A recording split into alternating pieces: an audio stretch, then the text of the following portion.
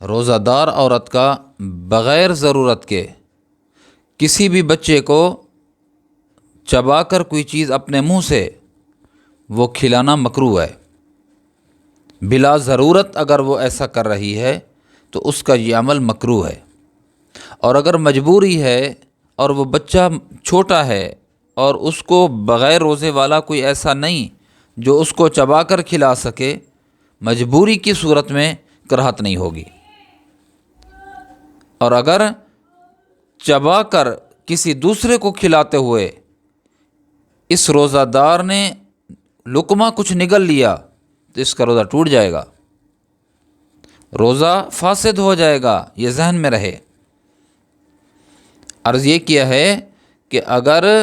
بغیر ضرورت کے کسی عورت نے، روزہ دار عورت نے کسی بچے کو اپنے منہ سے لقمہ چبا کر کھلایا تو یہ اس کا عمل مکروہ ہے، اور اگر مجبوری ہے، ضرورت ہے تو عمل مکروہ نہیں ہے۔ لیکن اس صورت میں بھی اگر وہ لقمہ اس کے حلق کے اندر داخل ہو گیا، چبانے والے روزہ دار کے منہ کے اندر چلا گیا، حلق کے اندر چلا گیا، تو اس سے روزہ ٹوٹ جائے گا، قضا واجب ہوگی، یہ ذہن میں رہے۔ اور دوسرا مسئلہ یہ بھی عرض کرنا ہے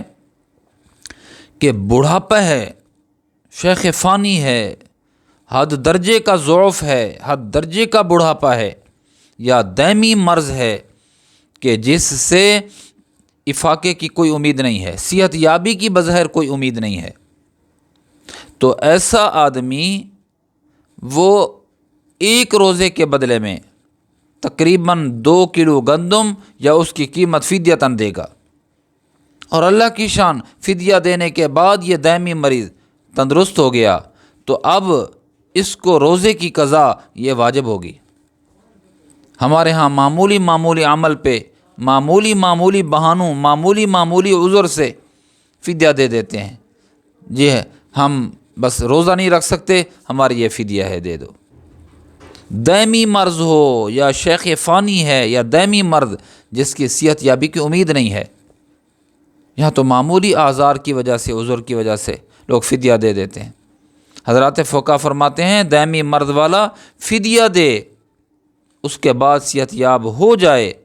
تو اب فدیہ اس کا کل عدم قرار دیا جائے گا، اب اس کو قضا رکھنا لازم ہوگا۔ ایک اور مسئلہ بھی عرض کر دوں یہاں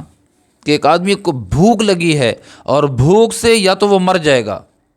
روزہ رکھا اور اللہ کی شان اس کو بھوک لگی، ایسی بھوک لگی اگر کچھ نہیں کھائے گا مر جائے گا، یا نہیں کھائے گا عقل میں فطور آ جائے گا، پاگل ہو جائے گا، تو ایسا شخص روزہ توڑ سکتا ہے، اور روزہ توڑنا اس کو اختیار ہے کہ کچھ کھا لے تاکہ مر نہ جائے، تاکہ پاگل نہ ہو جائے۔ اور اگر ایسی مجبوری نہیں ہے، تھوڑی سی بھوک کی وجہ سے، تھوڑی سی پیاس کی وجہ سے یہ آدمی کھا لیتا ہے یا پی لیتا ہے، یہ عمل اس کے لیے جائز نہیں ہے کہ معمولی بھوک کی وجہ سے یہ کچھ نہ کچھ کھا لے یا پی لے، یہ اس کے لیے جائز نہیں ہے، اس کی قضا بھی ہوگی اور اس کا کفارہ بھی ہوگا۔ اللہ پاک مجھے آپ کو دین کی صحیح سمجھ نصیب فرمائے اور دینی احکامات پہ عمل کرنے کی توفیق نصیب فرمائے۔